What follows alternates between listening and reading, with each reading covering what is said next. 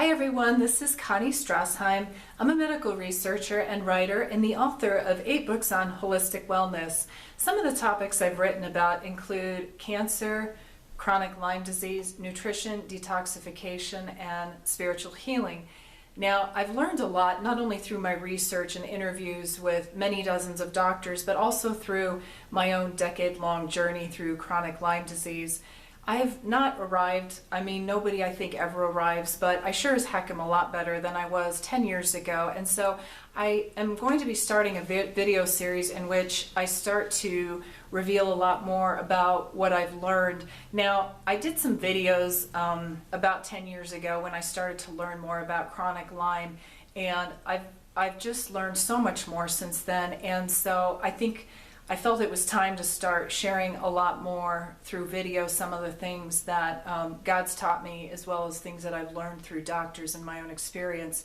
So today I just want to talk to you a little bit about insomnia. When you have a chronic illness, insomnia can be caused by so many things. It can be caused by hormonal imbalances, it can be caused by infections, it can be caused by toxins, a whole lot of things. And I went through a really brutal 2-year bout with insomnia myself. In fact, actually, I'd had sleep issues for more than 10 years, but then when I weaned off of sleep medication, everything just got really, really bad.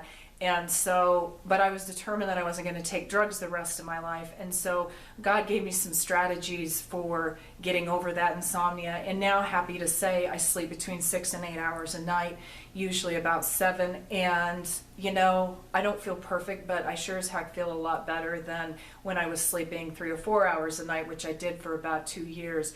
And so if you go through insomnia, I just want to assure you that there are solutions. When medicine fails you, and it often will, because what happens is that sleep medications deplete your body's own supply of neurotransmitters, and then they make the problem worse over the long run, which is why they never work, you know, over the long run. I think they're a great solution sometimes in the short term when you're having an emergency, but in the long run, they're just not a good thing.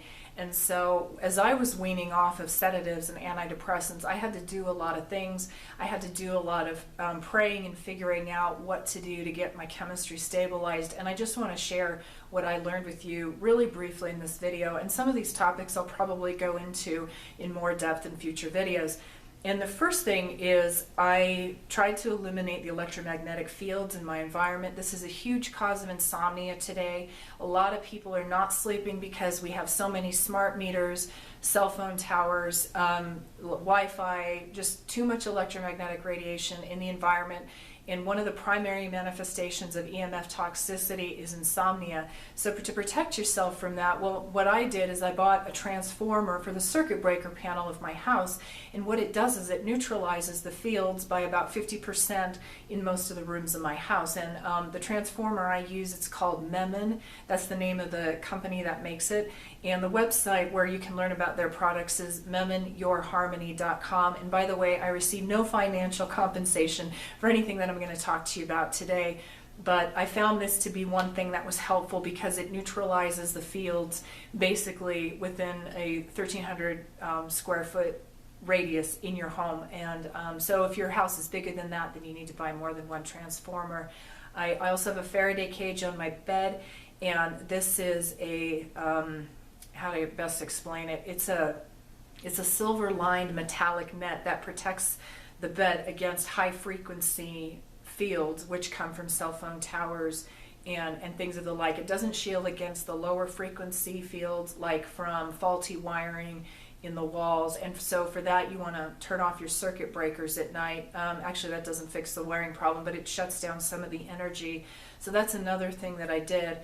If you have a smart meter on your house, you want to see if you can get that removed or even consider moving. Those are a really big deal, and I know people that have felt awful when they've had smart meters installed on their homes, and it's really important to contact your public service company and do whatever you can to get that removed.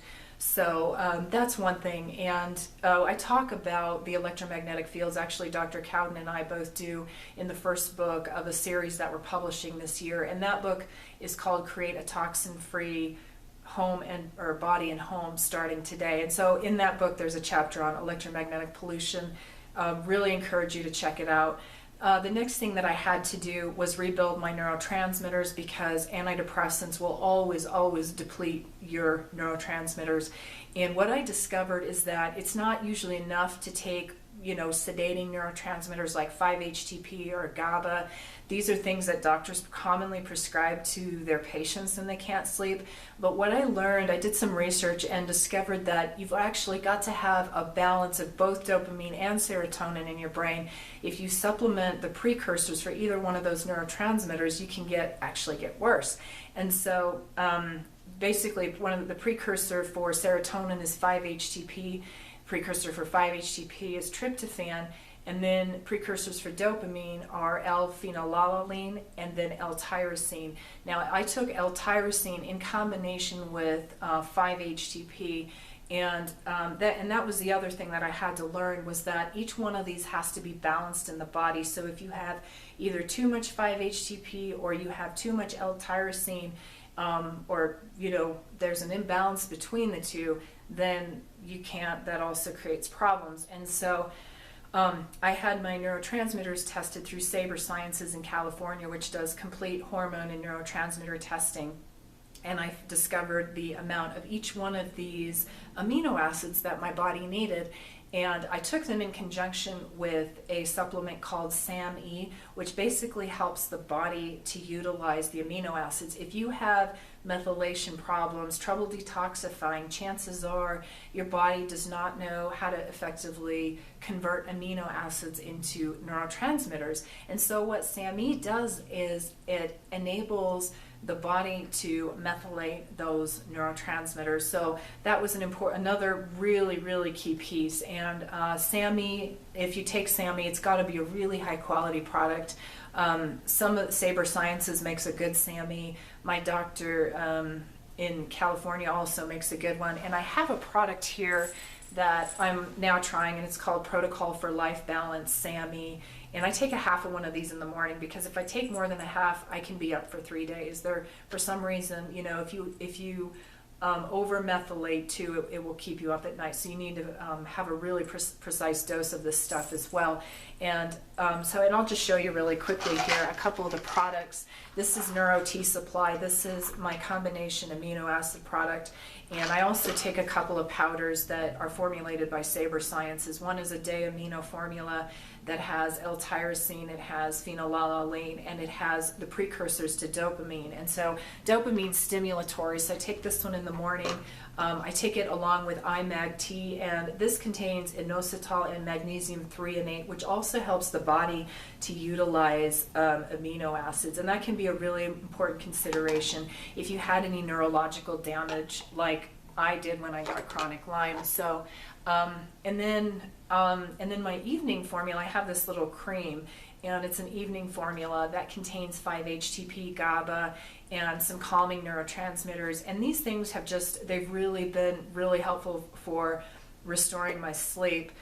Rebuilding my adrenal glands was also important. When you don't sleep well for 2 years, it really does a number on your adrenals. And then plus I'd had chronic Lyme disease prior to that.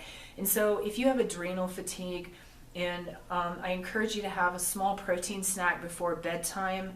And a friend of mine, a doctor, even experimented with giving his patients 2.5 milligrams of hydrocortisone before bed, because it stabilizes your blood sugar longer, and so you can sleep longer. And so that's something that I've tried.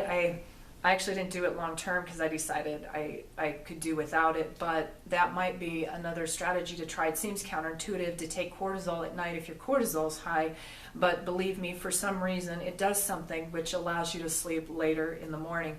And so, but supporting the adrenals it's a huge, multifaceted endeavor. Basically, you want to remove as many stressors as you can from your life, but having a protein snack before bed is really important. Also, if your thyroid isn't working properly, it's a good idea to get that checked. And I've had thyroid issues in the past that have prevented me from sleeping. I take a bioidentical T3 right now, and that basically helped also to restore my sleep.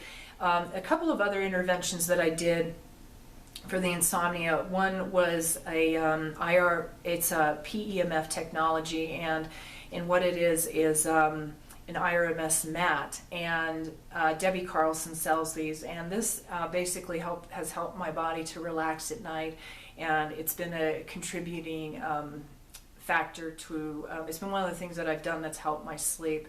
And finally, the last thing I guess I would say is a neurofeedback device. This was, I used a neurofeedback device to restore my brain, to restore my, to normalize my brainwave patterns when I couldn't fall asleep at night, and that was really helpful for that. So there's a company called ClearMind, and there are probably others too that make at-home neurofeedback devices that you can use. And basically what these are it's a device that normalizes, that puts your brain waves into a delta wave pattern at night so that you can sleep. So a lot of us, when we're going to bed, we've been on the computer, and we've been stimulated by the computer, by talking on the phone, and so by using this device, it slowly ramps down your brain waves so you can fall asleep. And so neurofeedback technology was also really helpful. And finally, I guess the last thing I just want to say is sometimes insomnia, there are spiritual and emotional causes behind it. And probably the most significant thing that I discovered was that there was a subconscious part of me that was associating sleep with dying. And this is probably because when I was born, my umbilical cord was choking me, and I was basically born without a heartbeat. So I was not alive right away when I was born. And so I had a number of people come to me and say, well, you have a fear of not sleeping. And so I worked with a deliverance minister who effectively got to the cause of that. And there were some other things too, curses that had been spoken over my generational line. And this is why I always say that healing isn't always just a physical issue, that a lot of times there are emotional and spiritual causes behind the different problems that we have. And so by working with this minister, we were able to uncover some of those curses, some of the spiritual causes of disease.